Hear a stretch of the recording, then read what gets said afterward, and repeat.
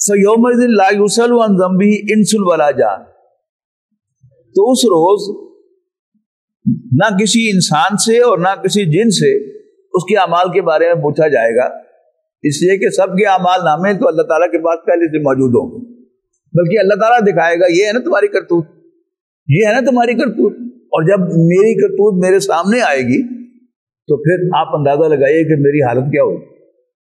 اس لیے کہ میری زندگی کے بہت سے گوشے آپ کو معلوم نہیں، میری آپ کی نظر میں کوئی عزت احترام کس لیے ہے کہ میری کمزوریاں میرے گناہ آپ سے چھپے ہوئے ہیں،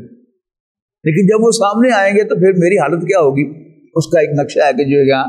الفاظ میں نہیں کنائے میں کھینچا گیا۔ فَبِأَيِّ آلَاءِ رَبِّكُمَا تُكَذِّبَانِ يُعْرَفُ الْمُجْرِمُونَ بِسِيمَاهُمْ، مجرم اپنے چہروں سے پہچان لیے جائیں گے۔ فَيُؤْخَذُ مِن نَوَاصِبِ الْأَقْدَامِ، اور ان کو ان کے پیشانی کے بالوں اور پاؤں سے، یہ یعنی ٹاس کر کے پھینکنے کا ایک انداز ہوتا ہے کہ کسی کو دور سے، یعنی ایک طرف ہاتھ پیشانی کے بالوں پر اور ایک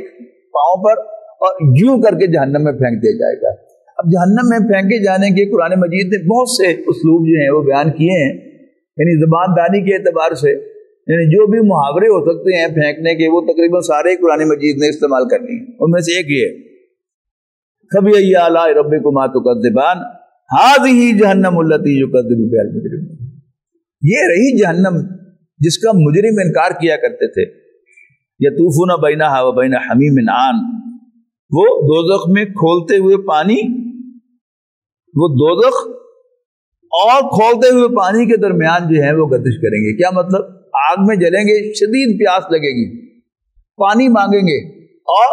بھاگیں گے پانی کی طرف، اور جب پانی پئیں گے وہ کھولتا ہوا پانی ہوگا، اور جس سے ان کی آنتیں وغیرہ سب گل جائیں گی، پھر بھاگیں گے ادھر، پھر آگ میں، پھر ادھر، پھر ادھر، یعنی بیک اینڈ فورتھ جو ہے وہ اسی طرح کرتے ہوں گے،